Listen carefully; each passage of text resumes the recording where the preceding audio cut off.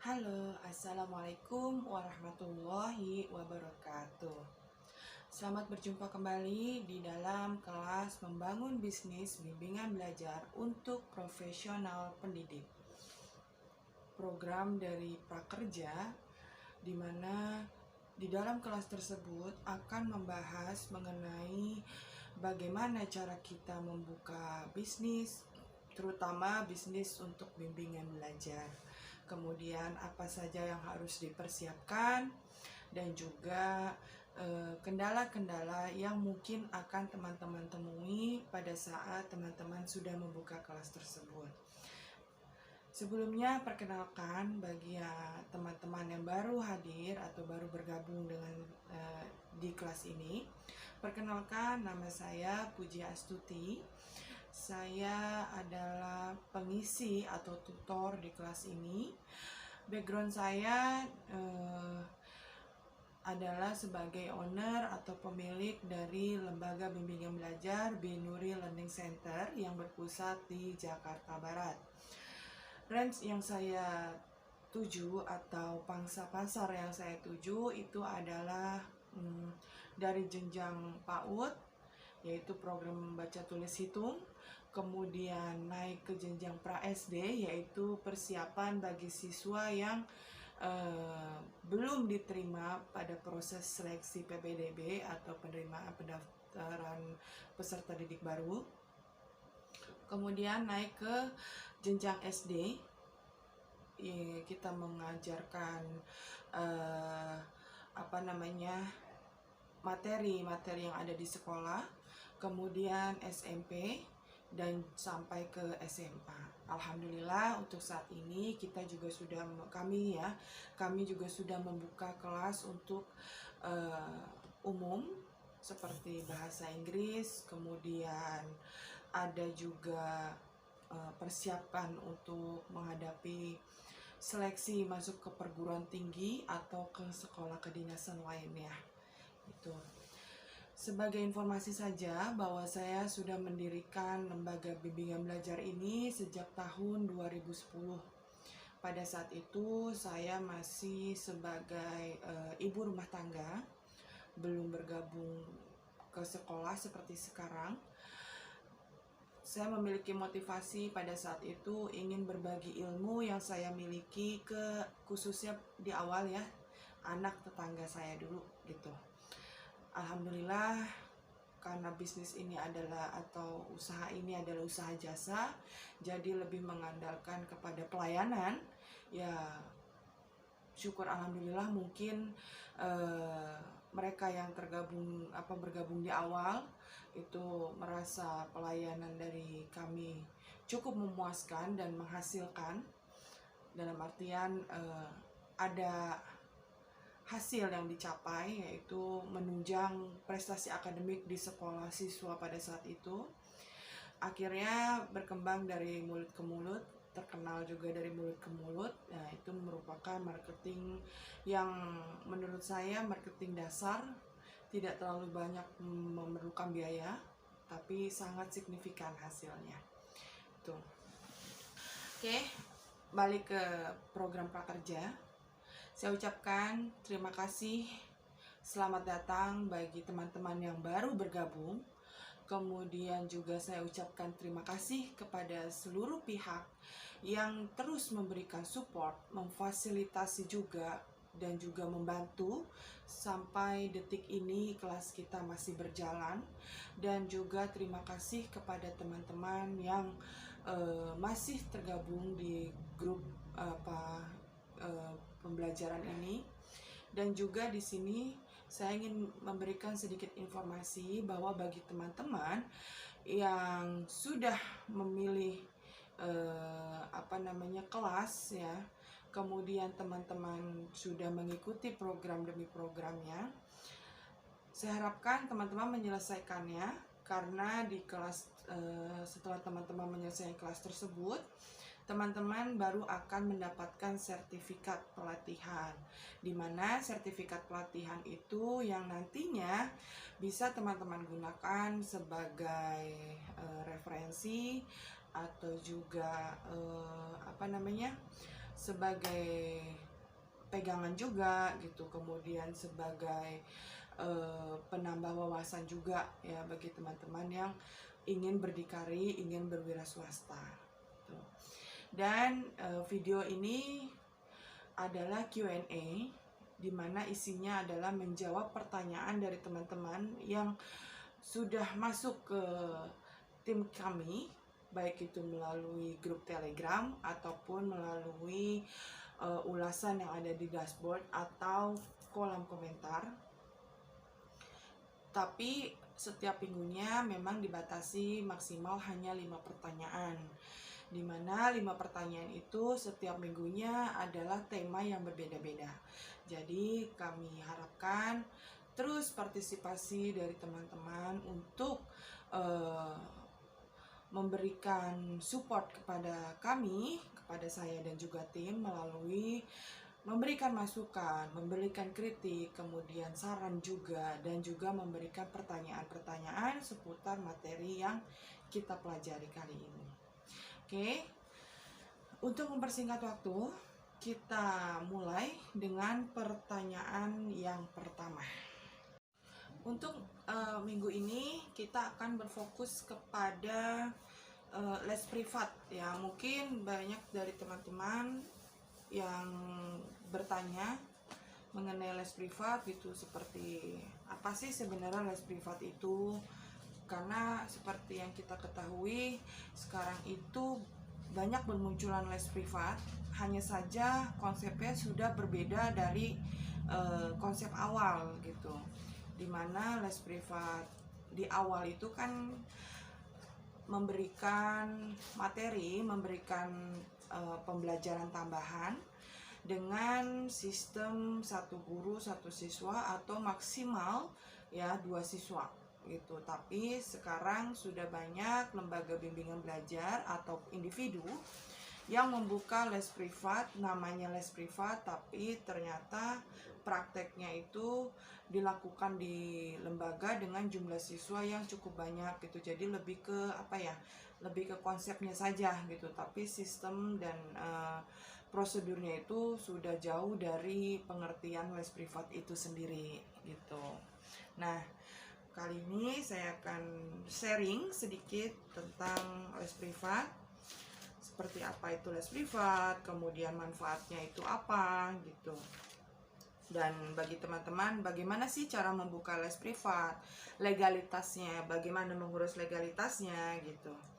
Dan juga metode pembelajarannya itu sebenarnya yang bagus itu seperti apa gitu. Karena di Binuri Learning Center ini sendiri juga kita punya les privat ya. Privatnya ada 2 macam, yaitu privat di lembaga dan juga privat door to door. Untuk privat di lembaga tetap ya sistemnya sama, 1 guru maksimal 2 siswa. Cuma bedanya kalau di lembaga itu biasanya waktunya lebih panjang gitu, karena si guru atau si tutornya itu tidak memerlukan pembagian waktu khusus gitu. Jadi siswa yang datang ke bimbel gitu atau ke lembaga itu bagi teman-teman yang sudah memiliki tempat gitu. Tapi bagi teman-teman seperti adik-adik mahasiswa atau mahasiswi atau karyawan yang ingin membuka atau mendapatkan penghasilan tambahan dan memiliki kemampuan mengajar, memiliki pengetahuan gitu, itu sangat bagus atau lebih cocok ya memang apabila teman-teman membuka les privat gitu.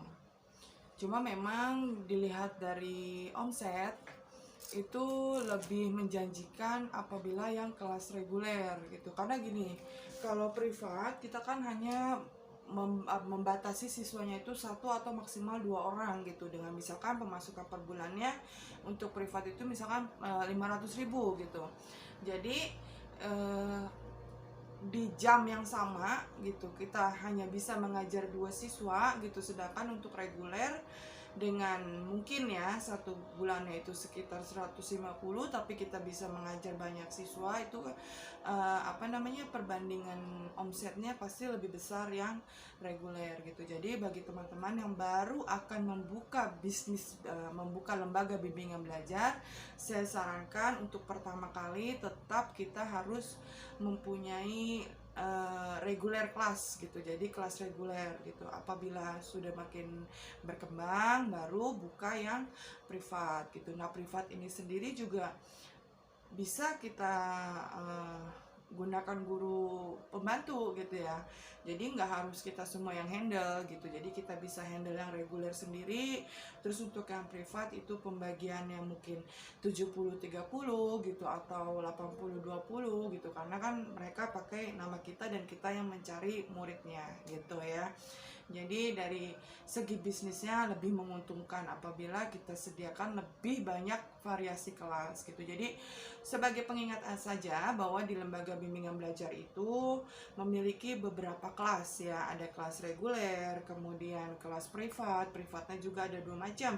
Ada privat di lembaga dan juga ada privat di rumah siswanya atau door to door. Jadi door to door ini tidak hanya menentukan di rumah siswa gitu. Ada kemungkinan kita akan menemukan kasus seperti di rumah saya kurang nyaman Miss untuk belajar gitu. Gimana kalau kita di kafe gitu, atau misalkan di aula atau di taman gitu, yang memang si siswa ini merasa nyaman gitu. Tapi tetap sekali saya tekankan bahwa keamanan dan juga kenyamanan dari si tutornya tetap harus kita perhatikan gitu, karena kan kita ownernya, tetap kita yang bertanggung jawab gitu. Jadi pada saat kita memberikan murid, kemudian kita mengirimkan tutor ke alamat si murid, tetap kita harus memastikan dulu nih keamanan si tutornya, kemudian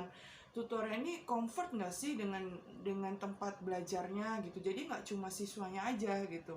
Kayak misalkan ada kasus pernah saya dapat siswa gitu ya, kebetulan dia ini sudah ya masuk ke remaja lah ya gitu ya, SMA gitu kan, persiapan untuk masuk ke perguruan tinggi negeri gitu. Kebetulan pada saat itu juga bukan saya yang mengajar, tapi saya mengirimkan tutor. Nah ternyata mintanya itu di hotel gitu kan. Memang sih tidak ada yang salah gitu selama masih transparan dan juga aman gitu. Cuma begitu mulai proses belajar mengajar, ternyata si guru ini merasa tidak nyaman gitu. Bukannya tidak aman ya, tapi tidak nyaman gitu. Karena kebetulan tutor yang saya kirim ini kan perempuan, sedangkan siswa kita ini adalah laki-laki gitu kan. Jadi dia merasa tidak nyaman gitu. Akhirnya ya sudah, kita komunikasi lagi dengan orang tua siswa. Akhirnya di kesepakatan siswa itu yang datang ke lembaga gitu. Jadi tetap ya harus mengutamakan keamanan dan kenyamanan si tutornya. Karena kalau tutor sudah merasa risih, tutor merasa tidak aman gitu, pasti proses belajarnya pun, proses mengajarnya juga tidak akan maksimal gitu. Karena ada di bawah tekanan atau under pressure ya. Jadi terlalu besar gitu tekanannya. Jadi bingung apa sih yang mau diajarin gitu. Mungkin awalnya sudah punya konsep, tapi ternyata pas realisasinya merasa tidak nyaman tadi gitu. Akhirnya tujuan atau target pembelajaran saat itu pun tidak akan tercapai seperti itu. Oke, masuk ke pertanyaan yang pertama ya. Jadi ada pertanyaan, apa itu les privat dan apa manfaatnya ya. Mungkin secara gamblang teman-teman juga sudah mengetahui bahwa les privat seperti yang tadi saya jelaskan adalah sistem pembelajaran tambahan. Jadi di luar sekolah formal gitu ya, dimana sistemnya adalah satu guru satu siswa atau maksimal 2 siswa. Boleh ya 2 siswa dengan catatan masih satu kelas atau satu sekolah gitu, atau mereka memiliki mata pelajaran yang dipilih tapi sama gitu. Misalkan les privat bahasa Inggris dengan bahasa Inggris gitu. Jangan kita ambil dua siswa meskipun adik kakak gitu, tapi beda gitu, karena akan mengganggu. Pasti kita juga akan kebingungan cara ngajarnya bagaimana gitu, karena beda kelas, kemudian beda mata pelajaran juga, seperti itu. Nah, les privat itu merupakan cara yang bagus bagi siswa untuk belajar lebih banyak tentang minat khusus mereka. Biasanya tidak selalu mengikuti kurikulum yang berlaku di sekolah, ya. Banyak pelajar yang banyak pengajar yang mengajar lebih dari satu mata pelajaran. Namun, kurikulum yang sesuai dengan kebutuhan siswa dapat dipelajari di sekolah yang pada akhirnya dapat meningkatkan produktivitas dan kemampuan belajar para siswanya. Berkembangnya kurikulum TK, kemudian SD, SMP, hingga SMA yang berbasis kelompok dalam kurikulum pada saat ini membuat kelompok kecil di kelas menjadi lebih besar. Hal ini tentu saja membuat kelompok kecil semakin sulit untuk diatur dan juga dikelola. Banyak guru tidak memiliki kemampuan dan kesempatan untuk mengatur kelompok-kelompok itu secara detail, sehingga kadang-kadang terjadi perselisihan di antara anggota kelompok. Maka perlu untuk membagi siswa dalam 4 atau 5 kelompok, ya. Nah, kemudian terkait dengan pengertian les privat itu sendiri, menurut artikel yang saya baca, les privat itu adalah pengajaran yang dilakukan guru di luar jam sekolah. Jadi memang ada beberapa definisi yang berbeda tentang les privat, namun pada kesimpulannya bahwa les privat itu adalah sistem pembelajaran atau pengajaran yang dilakukan oleh guru di luar jam sekolah dengan sistemnya satu guru mengajar satu siswa atau maksimal 2 siswa, ya.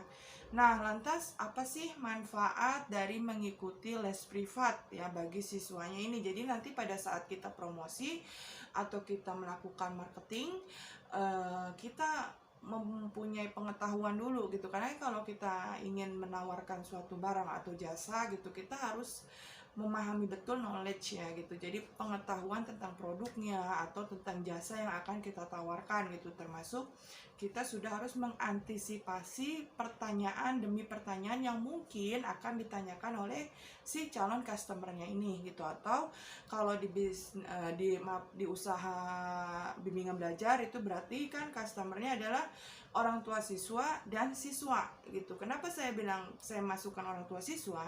Karena untuk siswa yang under kelas atau yang kelas dasar seperti SD, kemudian TK, kemudian SD sampai SMP, itu biasanya belum mampu mengambil keputusan sendiri karena beberapa faktor ya. Salah satunya masalah biaya. Karena kan mereka tetap biaya itu harus dikomunikasikan dengan orang tuanya.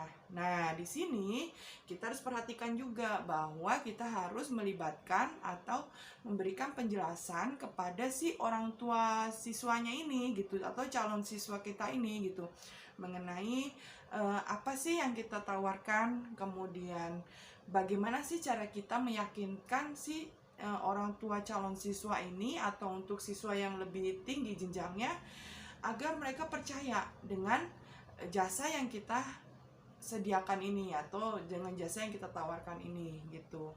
Karena kembali lagi bahwa apabila kita membangun usaha yang bergerak di bidang jasa, tentunya bukan seperti kita membuka usaha yang menghasilkan barang ya gitu. Jadi kalau usaha yang menghasilkan barang mungkin dilihat dari kualitasnya, kemudian packagingnya gitu kan. Sedangkan kalau untuk jasa ini kan tidak nyata tapi hasilnya bisa dirasakan gitu, hasilnya ada konkret gitu. Terus dari testimoninya juga gitu, testimoni siswa, dan tentu saja testimoninya ini adalah siswa-siswa yang sudah berprestasi gitu. Nah, melakukan les privat tentu ada manfaat yang bisa menguntungkan bagi kita gitu. Antara lain yang pertama adalah dapat meningkatkan kreativitas dan inovasi para siswa gitu. Jadi dengan mengikuti les privat ini si siswa ini akan merasa lebih nyaman, karena kan tidak rame ya. Kalau kelas reguler kan mereka terlalu apa ya, terlalu crowded banget gitu, terlalu rame gitu. Jadi mereka buat fokusnya itu udah mustahil gitu kan, kecuali yang memang punya tingkat kecerdasan tinggi gitu ya, jadi bisa fokus, benar-benar fokus gitu. Nah, jadi pada saat si siswa ini sudah merasakan kenyamanan belajar, akhirnya dia fokus dengan pelajaran yang sudah dipilih gitu. Tentu di situ akan muncul inovasi-inovasi baru dari si siswa. Dan secara tidak langsung siswa akan lebih kreatif gitu. Misalkan untuk les bahasa Inggris atau les matematika gitu kan ya. Kita bisa diskusi mengenai cara perhitungan, atau apabila kita ada studi kasus ya bisa kita pecahkan bersama-sama, lalu kita beri kesempatan kepada si siswanya ini untuk berkreatif gitu kan, berinovasi gitu. Apa dia punya metode lain gitu, atau dia bisa mematchingkan antara rumus yang satu dengan rumus yang satu gitu, atau bagaimana lah gitu Mbak, bagaimana si siswa ini bisa mengatasi soal-soal itu gitu. Nah, kemudian manfaat yang kedua adalah siswa menjadi orang yang berprestasi. Ya, ini balik ke yang pertama tadi gitu. Karena orang yang berprestasi itu adalah mereka yang bisa menstabilkan kemampuan berpikirnya meskipun under pressure gitu. Jadi meskipun di bawah tekanan gitu, tetap bisa berpikir tenang, tetap bisa berpikir logis gitu. Karena mungkin kalau ujian di tingkat SD atau SMP gitu masih yang tingkat tekanannya itu tidak terlalu ngepres banget gitu, tidak terlalu tinggi. Tapi untuk siswa-siswa yang sudah di jenjang SMA, apalagi mereka yang ingin masuk ke lembaga kedinasan ya, karena memang berdasarkan pengalaman saya, masuk ke lembaga kedinasan itu jauh lebih kuat pressure-nya gitu, tekanannya lebih besar dibandingkan untuk mereka yang mau masuk ke perguruan tinggi negeri gitu.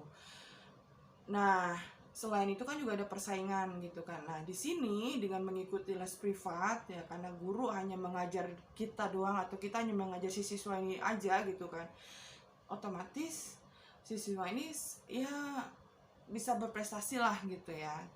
Kemudian yang ketiga adalah siswa memiliki rasa ingin tahu yang tinggi.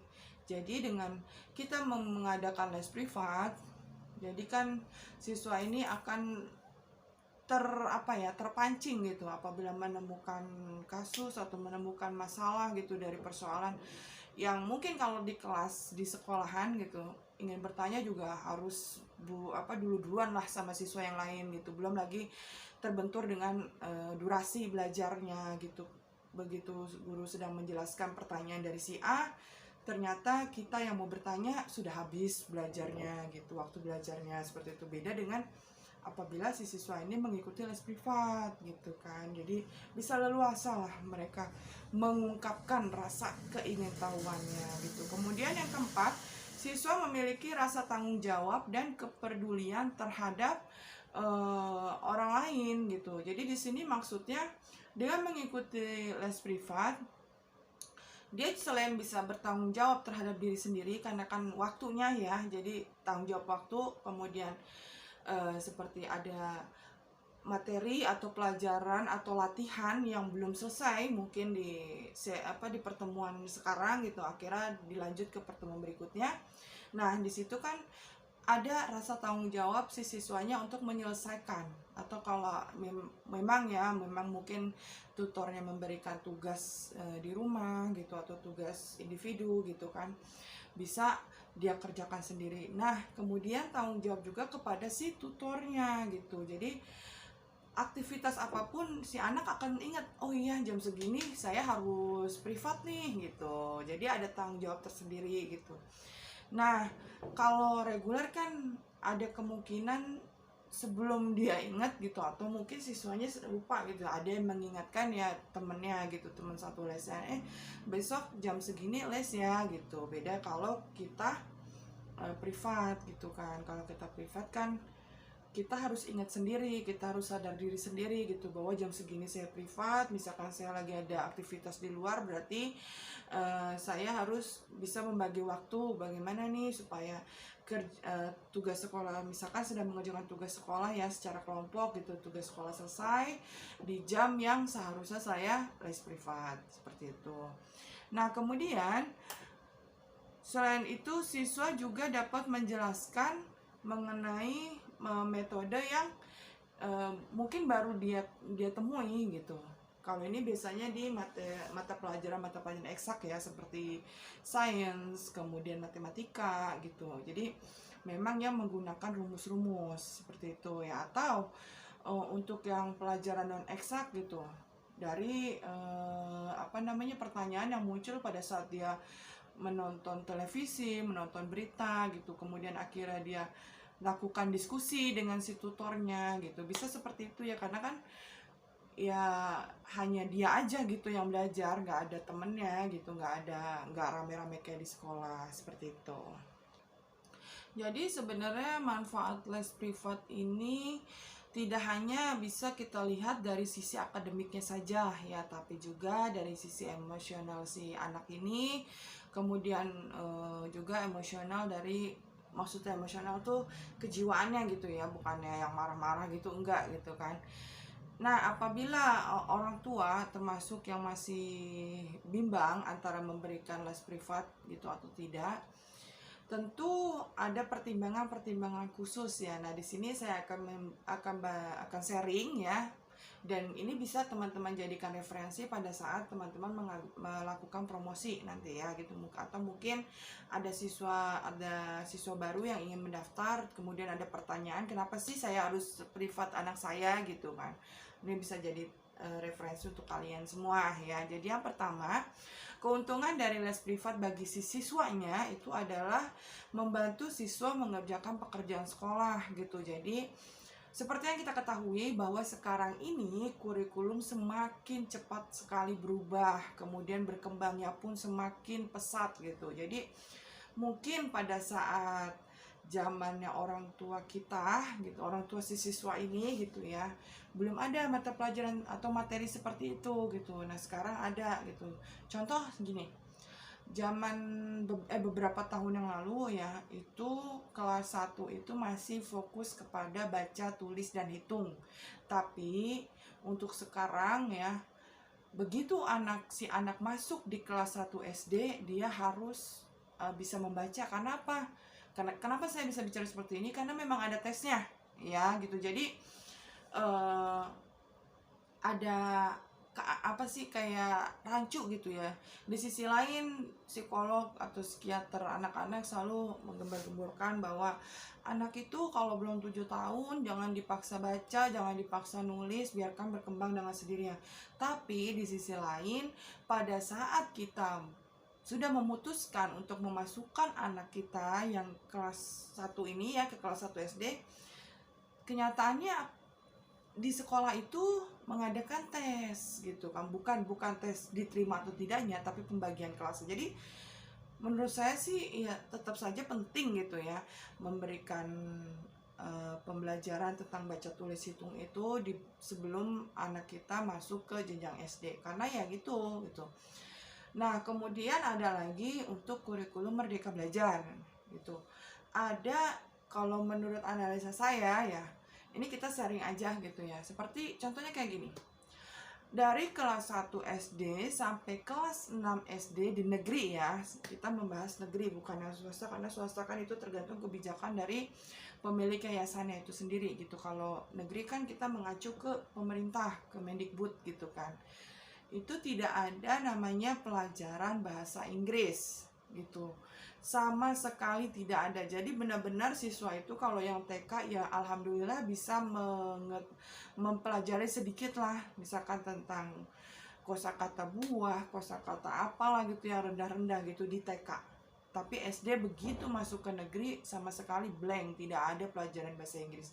Tapi sayangnya begitu SMP ada pelajaran bahasa Inggris, dan itu bukan bahasa Inggris dasar ya. Jadi sudah yang berbentuk kalimat, sudah yang berbentuk pertanyaan menggunakan nalar, sedangkan logikanya kalau anak sama sekali tidak nggak nggak tahu bahasa Inggris gitu, arti dari bahasa dari kalimat-kalimat berbahasa Inggris itu apa, bagaimana mengerjakannya gitu. Jadi emang agak aneh sih gitu, kalau saya boleh bicara jujur gitu ya, memang agak aneh gitu. Jadi kalau memang mau diadakan di jenjang berikutnya gitu, di jenjang berikutnya itu mau diadakan mata pelajaran baru, karena kan kalau bahasa Inggris ini mata pelajaran baru ya gitu, dalam artian SD ini di sekolah dasar, anak-anak yang sekolah negeri tuh sama sekali buta dengan bahasa Inggris gitu. Paling dengar-dengar aja ya, sekarang terbantu dengan semakin canggihnya teknologi ya, anak-anak bisa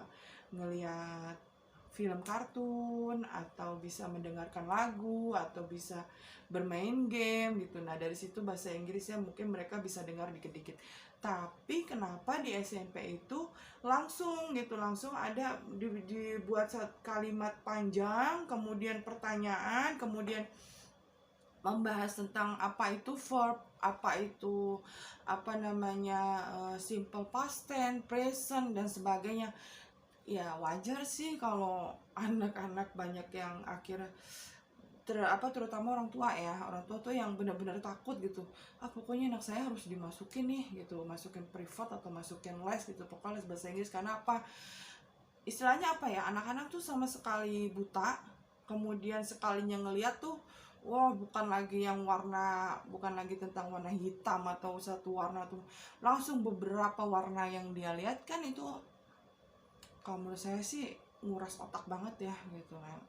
Nah, oke, balik lagi ke permasalahan, ke pertanyaannya ya. Jadi manfaat yang kedua adalah jam belajarnya yang lebih fleksibel gitu. Jadi jam belajar privat ini lebih fleksibel dalam artian bisa disesuaikan dengan kegiatan siswa. Jadi tidak bentrok gitu. Kalau di reguler kan biasanya lembaga sudah memiliki jam khusus gitu, misalkan seminggu 3 kali, Senin, Kamis, Jumat gitu, jamnya segini gitu, misalkan jam 2 sampai jam setengah 4 gitu kan, atau ya jam berapa gitu. Tapi kalau privat tidak. Jadi misalkan kita beri waktu nih, gimana kalau misalkan hari Senin jam 2 gitu, ternyata si siswanya ini bentrok dengan kegiatan lain seperti ekskul dan lainnya, bisa nggak Miss dirubah? Jadi tetap ada fleksibel gitu, masih fleksibel ya. Nah, kemudian manfaat yang berikutnya adalah aktivitas les yang lebih padat materi. Ini tentu saja ya, karena kan kalau les privat itu ya tadi satu guru, satu siswa atau maksimal 2 siswa. Jadi si gurunya juga lebih banyak kesempatan untuk menerangkan materi, siswanya juga lebih banyak untuk mengasah materi-materi baru, bertanya gitu, materi-materi baru dan sebagainya gitu. Kemudian manfaat yang berikutnya adalah anak jadi lebih konsentrasi ya karena itu tadi ya, kalau di reguler kan bisa 15 siswa atau 20 siswa satu kelas, jadi memang hampir mirip dengan suasana belajar di sekolah. Cuma kalau privat ya itu satu guru hanya satu siswa atau maksimal 2 siswa, jadi lebih konsentrasi seperti itu.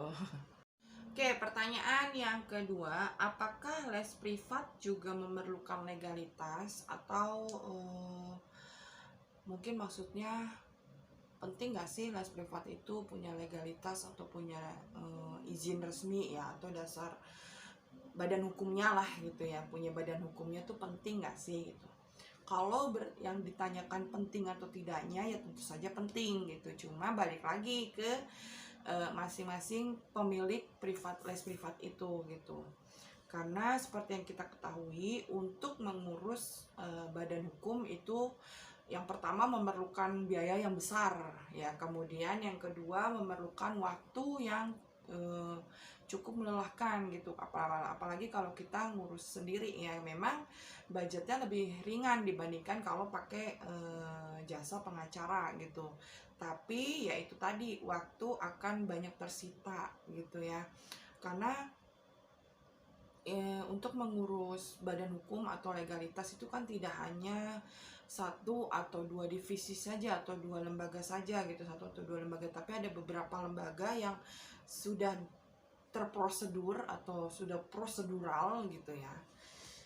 Dan itu harus kita laksanakan step by step gitu. Jadi nggak bisa yang saya ini deh langsung aja gitu, misalkan ke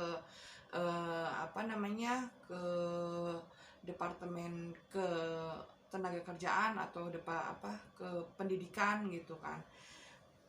Nah, jadi di sini perlu teman-teman ketahui bahwa Indonesia atau negara kita ya itu memiliki 3 jenis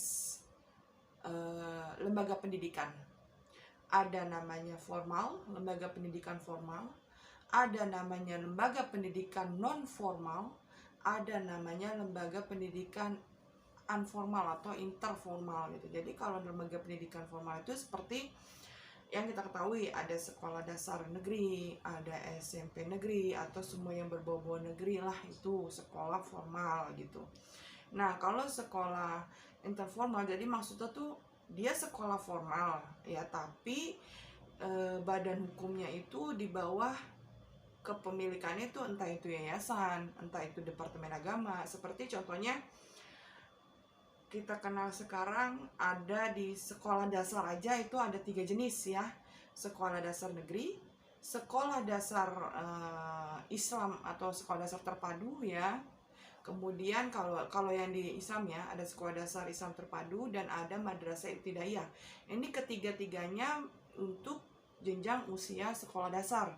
Tapi ini semua beda-beda ya. Jadi kalau sekolah dasar negeri itu memang sekolah formal, kemudian SDIT itu masih di bawah Kemendikbud, tapi dia lebih cenderung ke agamanya. Sedangkan untuk madrasah ibtidaiyah itu dia di bawah naungan Departemen Agama gitu. Jadi guru-gurunya juga dia berkiblatnya atau dia ada di bawah naungan Departemen Agama, bukan Kemendikbud gitu. Jadi diberikan kewenangan untuk mengatur kurikulum, tapi hanya beberapa madrasah ibtidaiyah yang sudah diakui ijazahnya gitu ya, karena sekolah ini setara dengan PKBM atau homeschooling gitu ya, seperti itu. Oke, balik ke pertanyaan inti mengenai pentingkah legalitas atau perlu nggak les privat itu memiliki badan hukum. Karena kan kita juga tahu nih, biasanya yang menjalankan les privat itu adalah mereka-mereka yang memang memiliki pekerjaan di tempat lain atau memang belum pernah bekerja sebagai guru gitu, seperti mahasiswa gitu kan. Simpelnya mereka mengambil kelas privat gitu untuk mengajar dan mendapatkan penghasilan gitu ya. Nah, lembaga bimbingan belajar telah menjadi kebutuhan bagi mereka yang membutuhkan tambahan pengetahuan. Keberadaan lembaga bimbingan belajar berbasis les privat semakin mudah kita jumpai, baik itu di kota besar maupun di pelosok-pelosok. Banyak lembaga penyelenggara les privat yang menawarkan jasanya, namun hanya sedikit saja yang ternyata sudah terdaftar dengan akte pendirian dan berbadan hukum resmi. Artinya, lembaga yang belum terdaftar atau yang belum mengurus legalitasnya itu masih banyak ya. Nah, untuk legalitas kependidikan ini sendiri itu mengacu kepada Undang-Undang Dasar Nomor 20 tahunnya kalau nggak salah tahun 2003 ya. Jadi di mana itu menjelaskan fungsi dari les privat itu, kemudian bagaimana cara mengurus legalitas dari les privat gitu, kemudian ada kekuatan hukumnya itu apa gitu. Nah, bagi lembaga bimbingan belajar berbasis les privat, legalitas hukum adalah hal yang paling utama karena akan mendapatkan kepercayaan khusus dari orang tua siswa ataupun siswanya itu sendiri apabila les privat kita ini sudah mempunyai legalitas atau badan hukum gitu. Karena biasanya orang tua akan lebih percaya kepada tempat les itu atau bimbingan belajar yang sudah memiliki legalitas gitu. Karena kan bukan bimbingan belajar atau les privat rumahan gitu ya, karena memang udah ada legalitasnya nih gitu.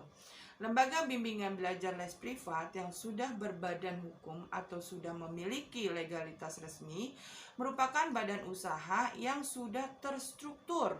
Itu jadi image-nya akan seperti itu gitu. Dan dalam hal aset serta harta kekayaan juga sudah terpisah. Jadi nanti pada saat kita mengurus legalitas akan jelas gitu alurnya, asal dari modalnya itu dari mana gitu. Jadi tidak akan mengganggu aset yang kita punya gitu, apabila ya mungkin di kemudian hari kita menemukan berbagai kendala gitu ya, atau terbentur masalah hukum gitu. Itu biasanya kan akan diusut nih asetnya gitu. Nah nanti apabila kita belum memiliki legalitas, jadi apapun yang berhubungan dengan kita, baik itu aset pribadi, aset rumah tangga, itu akan masuk dan itu akan disita juga semuanya gitu ya. Jadi salah satunya adalah sudah adanya pemisah antara harta kekayaan pribadi yang kita miliki dengan aset dari usaha kita ini gitu. Apabila lembaga sudah memisahkan antara harta kekayaan pribadi pemilik atau pendirinya dengan harta kekayaan lembaga, maka ketika terjadi suatu permasalahan hukum, lembaga hanya dapat dituntut atau dikenakan ganti rugi yang hanya sebatas harta kekayaan lembaganya saja. Jadi tidak akan menyentuh harta pribadi milik si pendirinya ini gitu ya. Namun selain manfaat itu tadi, kita juga akan menemui kendalanya gitu apabila kita akan mengurus legalitasnya itu sendiri, yaitu ketika pengusaha memiliki modal yang tidak banyak atau si ownernya itu tidak punya modal cukup, maka akan sangat sulit untuk mendirikan badan usaha khususnya yang berbadan hukum. Sebab di dalam beberapa undang-undang mengatur secara limitatif ya, ada batas jumlah modalnya. Jadi ada berapa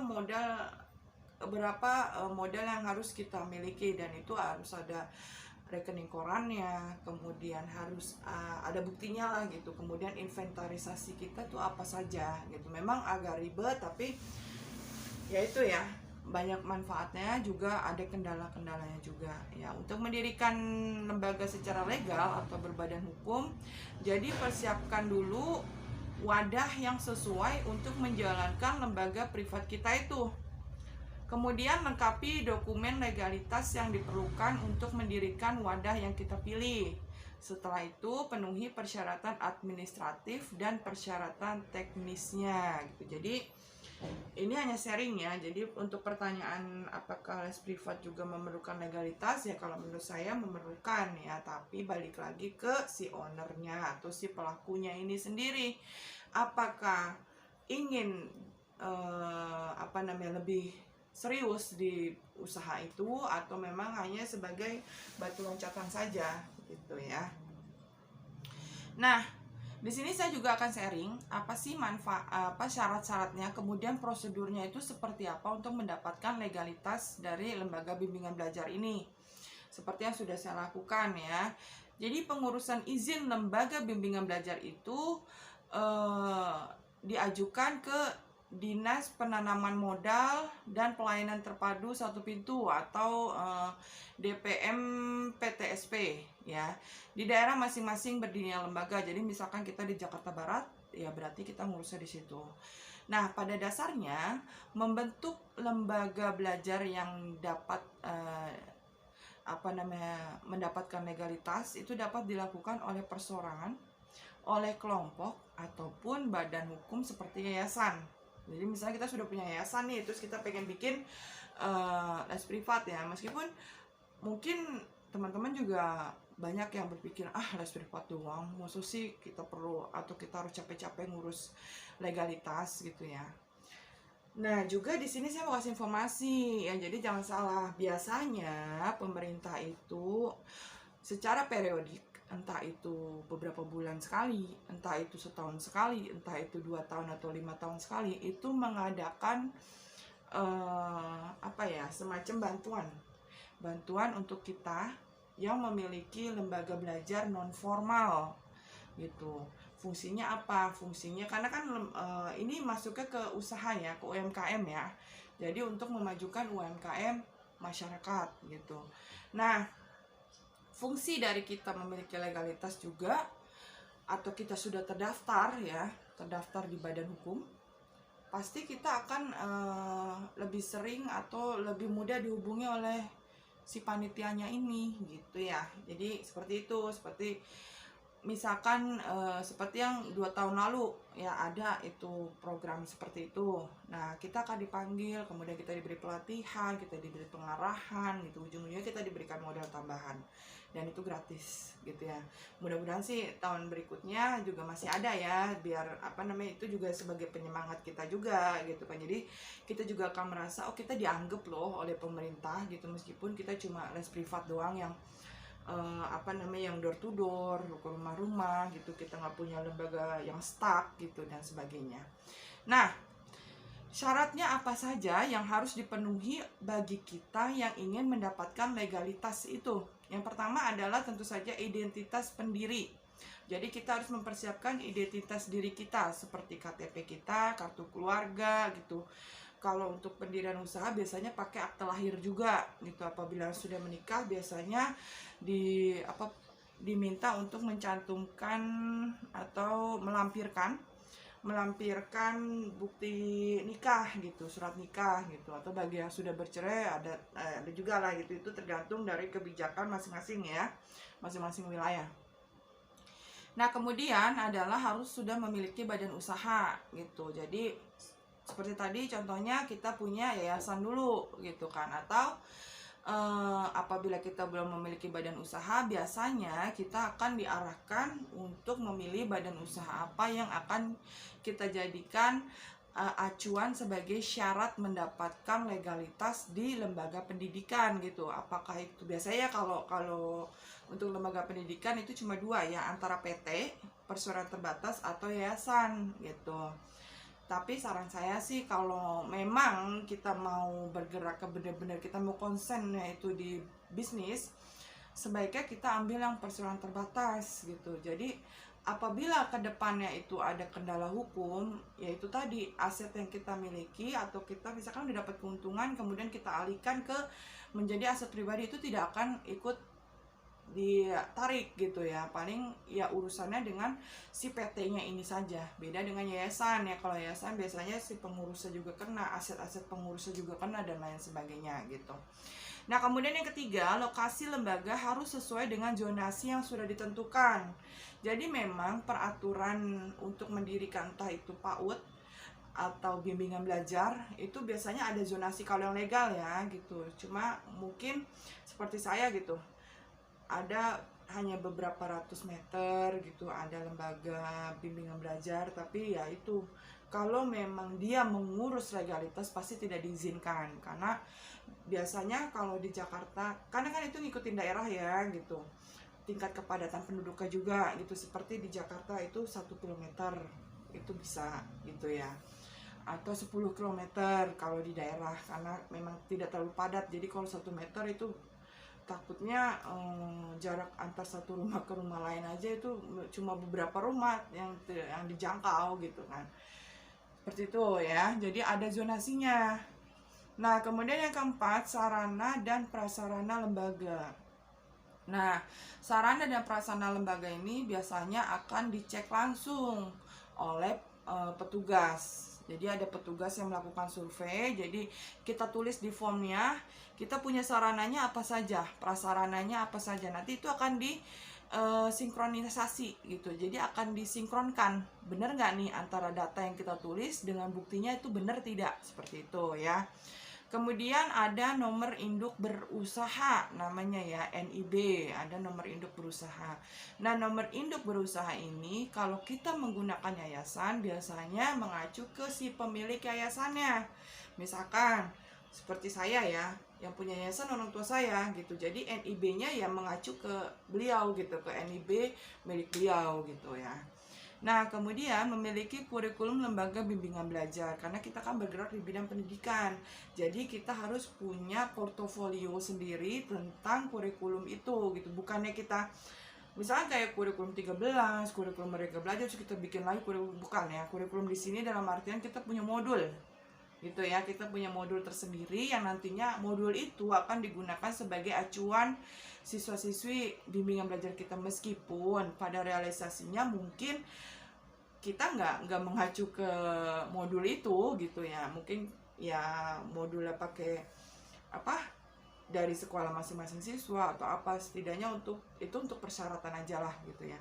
Nah, kemudian yang terakhir, memiliki rencana pengembangan usaha pendidikan non formal ya. Jadi di situ nanti ada bagian ini ke depannya atau dalam jangka waktu berapa tahun kita akan mengembangkan atau kita mempunyai target membuka cabang gitu ya. Kalau saran saya sih biasanya minimal 5 tahun gitu. Jadi kita tulis 5 tahun gitu ya. Karena di tahun pertama sampai tahun kedua itu baru bagi yang pemula ya, biasanya baru balik modal gitu. Tahun yang ketiga biasanya kita down lagi nih gitu. Jadi kan namanya usaha ada up ada down gitu ya. Biasanya tahun ketiga tuh kita, karena peralihan ya, dari yang tadinya tadinya kita nggak punya inventaris, kemudian kita jadi punya inventaris, otomatis modal yang udah balik kita beliin lagi nih buat inventaris. Akhirnya apa, buat operasionalnya pun ada sedikit kendala, akhirnya agak down gitu ya. Nanti di tahun keempat naik lagi, tahun kelima dan seterusnya. Kalau tahun keempat itu sudah naik, insya Allah tahun-tahun berikutnya terus akan berkembang seperti itu. Pertanyaan berikutnya, apa peran manajer dalam mengelola usaha bimbingan les privat? Ya, jadi manajer di sini kalau saya biasa menyebutnya owner ya, pelaksana gitu, bukan owner ya, pelaksana. Kalau owner itu pemilik ya, kepala, tapi pemiliknya gitu ya. Jadi teman-teman boleh menggunakan manajer atau teman-teman sendiri sebagai si pemiliknya, pengelolanya, kemudian bagian operasionalnya, juga gurunya ya, tidak ada masalah di situ ya. Tapi apabila teman-teman ingin mengadakan divisi manajer itu lebih bagus ya. Jadi setiap divisi itu kan memiliki tugas masing-masing, dan apabila kita sudah mempunyai bagiannya gitu, otomatis pekerjaan kita akan lebih mudah. Kemudian kita mengelola bimbingan belajar atau les privat kita ini juga akan lebih serius lagi ya, dan ya pasti ada nilai plus lah gitu. Jadi bukan yang ece-ece gitu kan, bukan usaha yang ece-ece gitu. Kebanyakan pelaku usaha bimbingan belajar privat mengejar target pasar dari lingkungan yang terdekat. Ini kalau kita membahas tentang fungsi dari manajer itu ya, namanya juga manajer ya, berarti dia memanage lembaga kita gitu kan ya. Nah, jadi untuk bimbingan belajar privat berskala rumahan memang ada tekniknya tersendiri ya. Yang pertama itu harus menyesuaikan dengan kebutuhan pasar. Jadi tugas si manajer ini adalah menentukan atau menyesuaikan ya kebutuhan pasarnya itu apa, kebutuhan siswanya itu apa gitu, apa yang dibutuhkan siswa. Kemudian menguatkan pada testimoni siswa yang sudah berhasil, ini untuk promosinya gitu ya, untuk pemasarannya gitu, karena ini juga di bawah naungan manajer gitu. Kemudian bijaksana dalam menentukan anggaran. Jadi benar-benar tugas si manajer ini tidak hanya mengelola tapi juga memanage bimbingan belajar itu gitu. Manajer pada kegiatan mengelola usaha bimbingan belajar privat memegang peran penting dalam memajukan atau justru menghancurkan usaha itu ya. Sebagai suatu kesatuan, manajer berperan sebagai otaknya, sedangkan guru dan staf itu sebagai penggeraknya. Lantas owner itu sebagai apa ya? Owner itu pemiliknya ya, dia yang menanamkan modal. Apabila ada kekurangan modalnya dia harus siap menambahkannya gitu ya.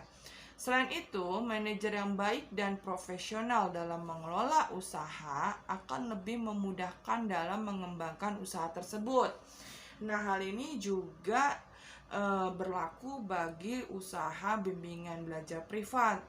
Meskipun bimbingan belajar privat terkesan usaha rumahan yang kurang profesional, namun dengan mengatur sistem sedemikian rupa dan menjadi manajernya akan lebih membuat bisnis ini menjadi bisnis yang terpercaya atau bonafit ya, dan terlihat tingkat profesionalismenya gitu.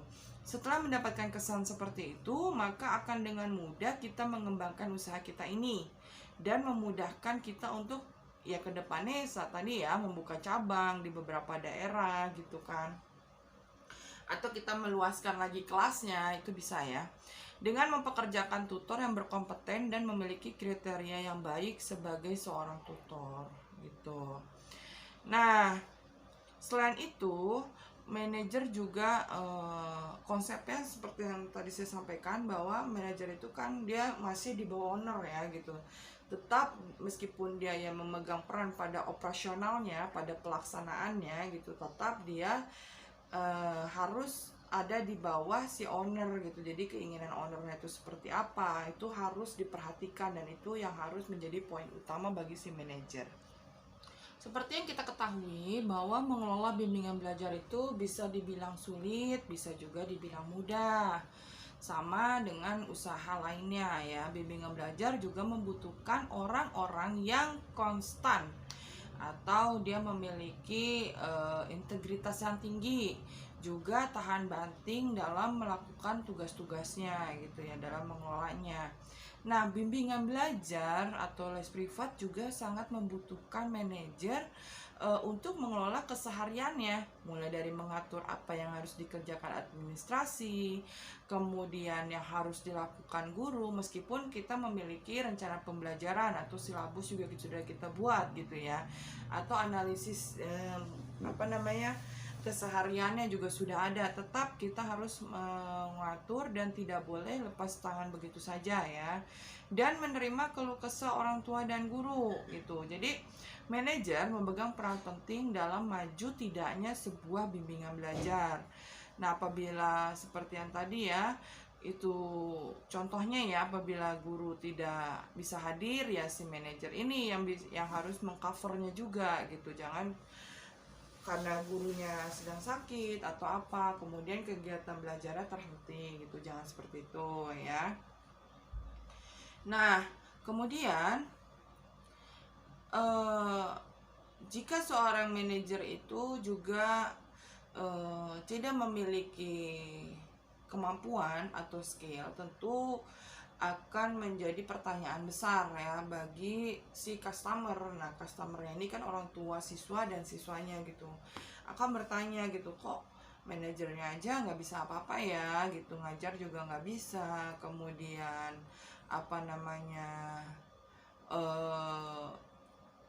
mengatasi trouble juga nggak bisa gitu, terus fungsinya si manajer ini apa gitu. Karena disitulah kita apabila ingin mempekerjakan seorang manajer untuk mengelola bimbingan belajar, kita harus mencari orang yang benar-benar berkompeten gitu ya, jadi benar-benar menguasai bidangnya gitu.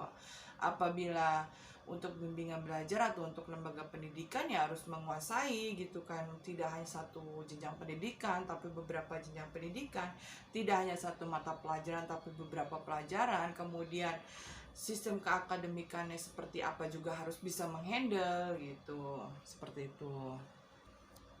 Nah, seperti yang tadi disampaikan bahwa seorang manajer itu adalah orang yang mampu memanage ya, dan kegiatannya ini disebut dengan manajemen gitu. Jadi manajemen adalah proses di mana untuk mengatur sesuatu yang dilakukan dan dijalankan oleh seorang manajer yang memiliki tujuan agar tujuan usaha tersebut dapat dicapai dengan cara bekerja sama. Jadi ada kerjasama antara si manajer dengan staf-staf dan gurunya gitu ya. Nah, proses ini juga didukung dengan memanfaatkan sumber daya yang dimiliki. Sebuah lembaga yang sedang berkembang tentunya membutuhkan manajemen dalam mengatur perkembangan organisasinya. Manajemen juga memiliki fungsi yang penting dalam sebuah bisnis. Fungsi manajemen ini adalah sebagai elemen dasar yang harus melekat dalam manajemen sebagai acuan dalam melaksanakan tugas untuk mencapai tujuan dengan cara merencanakan, mengorganisir, mengordinasi, dan tentunya mengendalikan lembaga tersebut. Oke, yang perlu diperhatikan atau fungsi dari si manajer ini adalah yang pertama adalah planning. Jadi planning ini adalah hal terpenting saat ingin memiliki sebuah manajemen dalam bisnis. Ya, jadi planning atau perencanaan. Nah, untuk mendapatkan hasil terbaik tentunya membutuhkan perencanaan yang matang dalam mengelola manajemen bisnis tersebut. Merencanakan dan mengevaluasi setiap hal yang sudah dilakukan maupun yang akan ditindaklanjuti di dalam usaha atau bisnisnya itu ya. Rencana yang matang adalah tentu saja rencana yang sudah ditentukan secara jangka panjang maupun secara keseluruhan dengan tujuan perusahaan dalam memenuhi target-targetnya itu. Nah, saat planning sudah diterapkan ini, dibutuhkan seseorang yang mengatur rencana tersebut untuk mencari alternatif mencapai suatu tujuan yang berjangka pendek maupun berjangka panjang. Nah, siapa orangnya? Ya, si manajer itu tadi. Bisnis yang tidak memiliki rencana ke depan tentu saja hasilnya tidak akan optimal. Nah, dalam ketidakoptimalan itu ya akan berdampak pada kebangkrutan ya. Itu dampak yang paling fatal gitu. Kemudian fungsi yang berikutnya adalah organizing. Pengorganisasian sebuah bisnis juga merupakan fungsi utama manajemen dalam bisnis. Membagi kegiatan sesuai porsinya masing-masing. Tujuan ini untuk mempermudah manajer melakukan pengawasan yang lebih efektif dan optimal untuk menentukan mana sumber daya yang diperlukan dalam setiap kegiatan agar lebih efisien. Dengan melakukan pengorganisasian, tentu akan lebih mudah dalam menentukan tugas yang akan dikerjakan. Kemudian siapa yang mengerjakannya dan bagaimana cara mengerjakannya. Organizing ini juga memiliki tujuan untuk mencapai target bisnis melalui proses yang lebih terstruktur. Kemudian yang ketiga adalah staffing. Nah, staffing ini tidak jauh berbeda dari fungsi sebelumnya ya. Namun staffing atau penempatan ini lebih berfokus terhadap sumber daya secara umum. Sumber daya yang dimaksudkan berupa perlengkapan, peralatan, dan inventaris dalam sebuah organisasi. Yang artinya, jika organizing tadi berfokus terhadap sumber daya manusia, maka staffing ini sebaliknya yaitu berfokus terhadap tidak berfokus terhadap si sumber daya manusia ini saja, tapi lebih ke fungsi-fungsinya juga, cara mengerjakannya dan lain sebagainya ya. Dan ini kemampuan yang harus dimiliki oleh manajemen karena fungsinya itu tadi dari si staffing ya. Jadi fungsi dari manajer itu juga harus mampu mengelola sumber daya yang ada gitu. Kemudian directing. Nah, fungsi manajemen dalam bisnis lainnya ialah suatu tindakan yang memiliki upaya agar setiap anggota dalam sebuah bisnis atau kelompok dapat mencapai target yang telah ditentukan sesuai arahan dari manajer yang telah ditentukan. Seorang manajer akan memberikan arahan apabila terdapat masalah dari hasil maupun hal yang sedang dikerjakan apabila tidak sesuai dengan rencana. Karena tidak semua yang direncanakan dapat tercapai sesuai dengan rencananya. Maka dari itu dibutuhkan fungsi manajemen ini dalam sebuah bisnis. Inilah pentingnya directing agar semua dapat sesuai dengan jalur yang benar. Kemudian ada lagi controlling. Dari semua fungsi manajemen dalam sebuah bisnis tadi diperlukan adanya controlling. Hal ini ditujukan agar dapat mengevaluasi secara menyeluruh terhadap kinerja dari sumber daya sebuah lembaga. Seorang manajer yang aktif dapat melakukan controlling terhadap segala sumber daya yang sudah diorganisasi dalam sebuah lembaga dan memastikan apa yang sudah dilakukan sesuai dengan apa yang telah direncanakan. Nah, apabila terjadi kesalahan dalam menjalankan tugas dan koreksi, maka diharapkan agar menjadi pembelajaran dalam rencana-rencana pada tahap berikutnya. Karena bisnis yang baik dan optimal adalah bisnis yang semuanya bisa saling bersinergi dan bekerja secara tim. Untuk itu, controlling perlu dilakukan agar dapat mengoptimalkan bisnis yang sudah disusun dengan matang. Nah, lantas ada beberapa hal yang perlu dipenuhi atau yang harus dimiliki dari fungsi manajer sebagai pengawas, yaitu mengetahui jalurnya atau dikenal dengan istilah routing, kemudian sesuai dengan waktunya atau ada penerapan waktunya ya, atau scheduling. Kemudian ada perintah pelaksanaan ya. Jadi si manajer ini setelah mengetahui jalurnya, kemudian menetapkan waktunya, nah selanjutnya adalah melakukan perintah kepada bawahannya atau kepada staffnya atau dispatching ya namanya ya.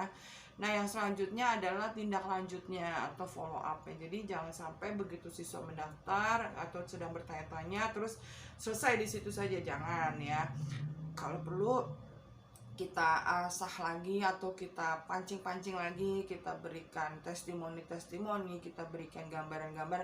Ya pokoknya keep in touch lah dengan si calon siswanya ini gitu ya. Jadi jangan sampai daftar atau sedang tanya gitu tentang lembaga kita terus oh ya udah nanti ya Bu, saya diskusikan dulu dengan suami saya atau saya diskusikan dulu dengan anak saya, kemudian selesai. Jangan ya, tetap kita harus follow up gitu, karena itu memang mereka itu adalah objek kita gitu, target kita yang mereka gitu kan, seperti itu.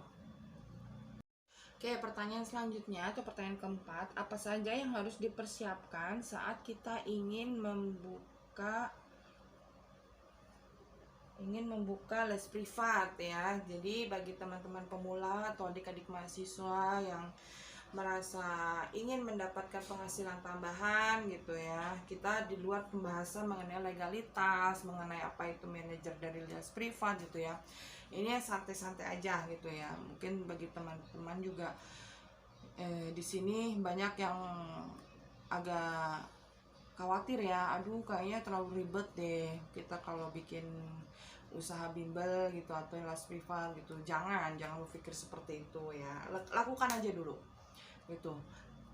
Apa keinginannya teman-teman punya, apa mimpi-mimpi yang teman-teman punya, lakukan dulu, kejar itu. Jangan berpikir aduh susah ya, legalitasnya ternyata susah gitu, atau syaratnya kok susah gitu ya, atau ternyata kompetitornya tuh lebih dahsyat-dahsyat ya kalau lembaga pendidikan. Jangan ya, lakuin aja dulu gitu.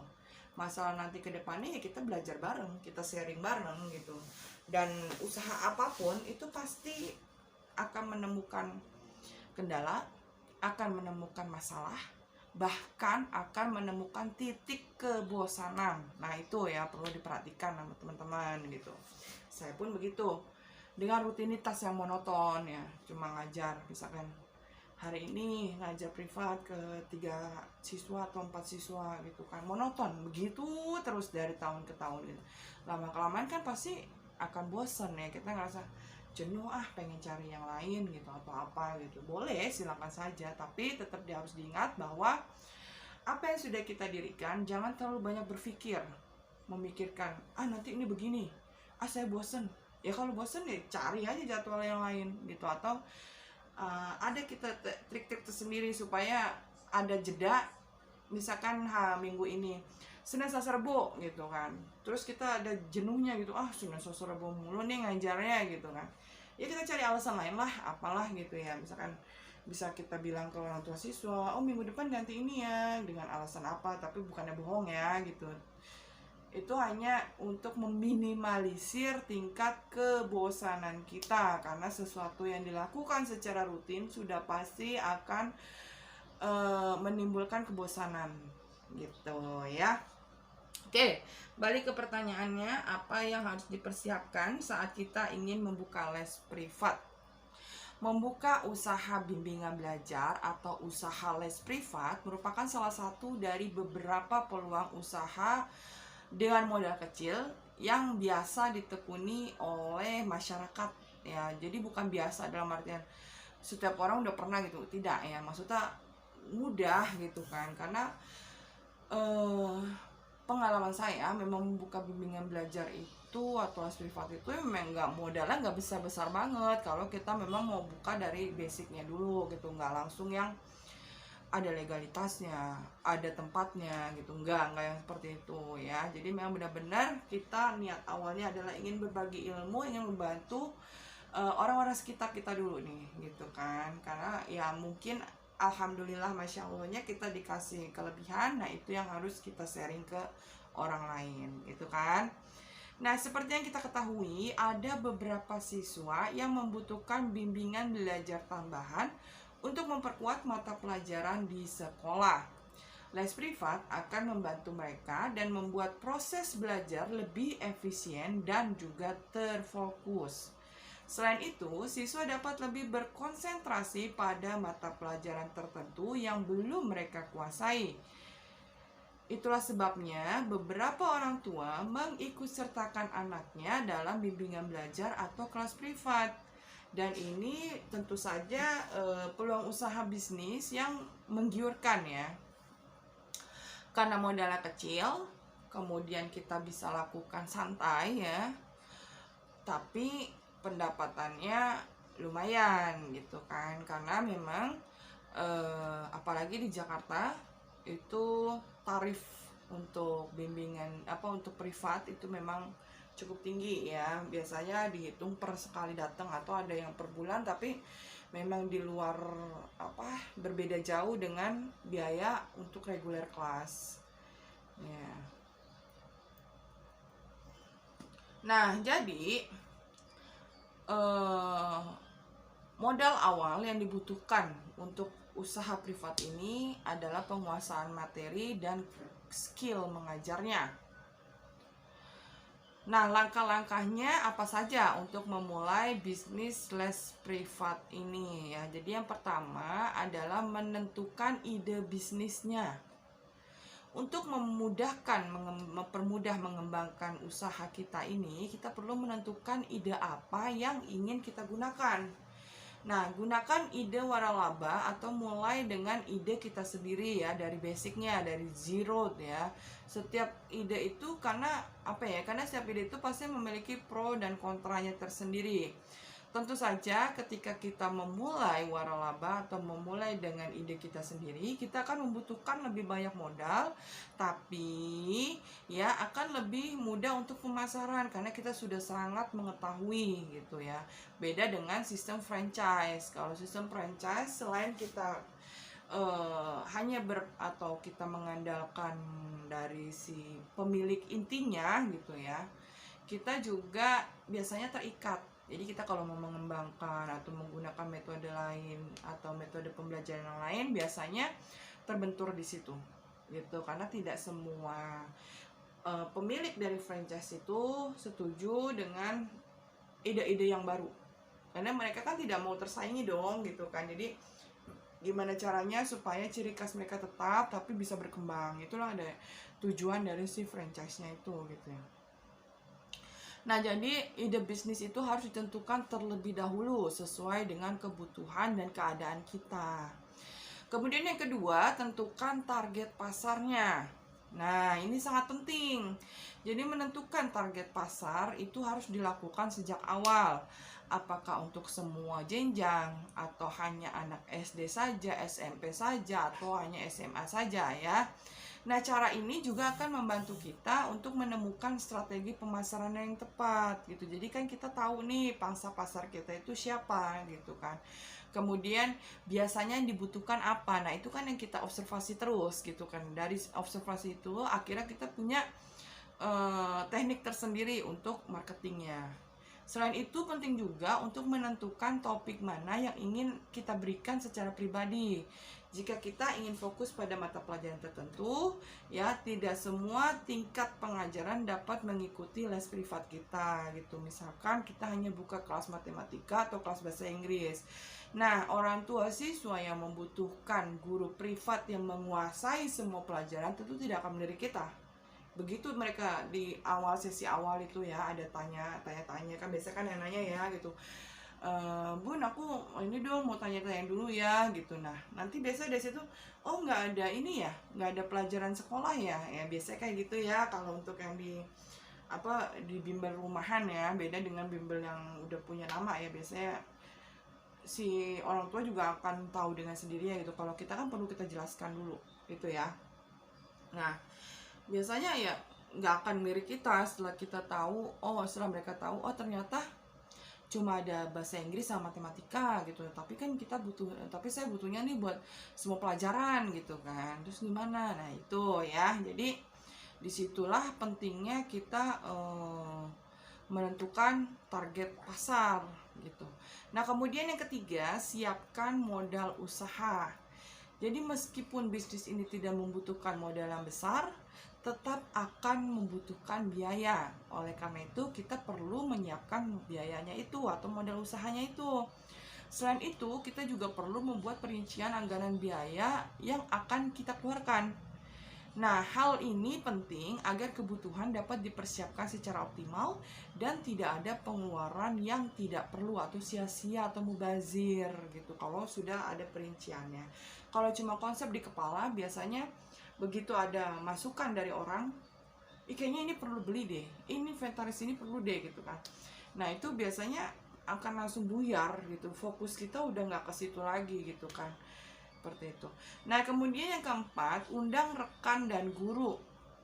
Jika kita memulai bisnis bimbingan belajar mandiri yang bukan waralaba, kita dapat mengundang rekan-rekan yang tertarik mengajar untuk berkolaborasi. Misalkan kita memahami kelas bahasa Inggris, nah teman kita ini memahami kelas sains, matematika, dan lain sebagainya. Nah itulah sebabnya di usaha les privat kita memiliki semua guru yang dibutuhkan oleh pangsa pasar gitu ya. Itu kalau sudah berkembang gitu, tidak hanya satu atau dua kompartemen, tapi dapat melayani semua kompartemen gitu. Jadi nggak hanya melayani tadi ya, misalkan bahasa Inggris, matematika saja, tidak, tapi kita juga menyediakan misalkan guru pendidikan dasar atau guru khusus calistung gitu, atau guru khusus pelajaran sekolah agama gitu kan. Karena kan biasanya kalau siswa sekolah agama ya, misalkan sekolah dasar Islam atau MI, itu biasanya akan mempertanyakan dulu ada nggak nih pelajaran ini gitu, karena kan pelajaran mereka lebih detail ya. Misalkan kalau di SDIT gitu kan, meskipun sama-sama Islam nih, SDIT dengan Madrasah Ibtidaiyah gitu ya misalkan. Kalau di SDIT itu meskipun ada, mereka paling cuma sekedar akidah, akhlak, fikih, SKI gitu kan. Terus bahasa Arab ya. Cuma kalau di MI itu lebih detail gitu.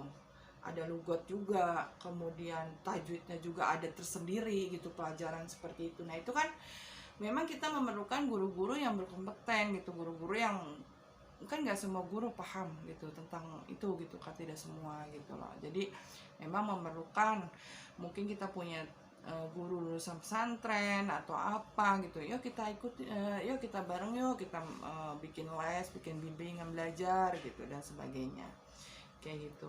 Nah yang kelima, pengembangan mekanisme pemeringkatan. Membuat mekanisme evaluasi yang berbeda dari lembaga pengajaran lainnya. Itu perlu ya. Ciptakan mekanisme penilaian yang ceria dan mudah dipahami. Dengan mekanisme evaluasi yang senang, beberapa siswa lebih semangat belajar dan lebih mudah memahami materi yang kita sampaikan. Misalnya kegiatan belajar dengan menggunakan infografis ya, video interaktif dan lain-lain. Nah, jangan diam dengan mekanisme pembelajaran seperti di sekolah, karena pada umumnya itu melelahkan. Evaluasi dengan media interaktif akan meningkatkan minat siswa dan membuat materi lebih mudah dipahami. Dengan demikian, siswa akan lebih tertarik untuk mengikuti les privat bersama kita.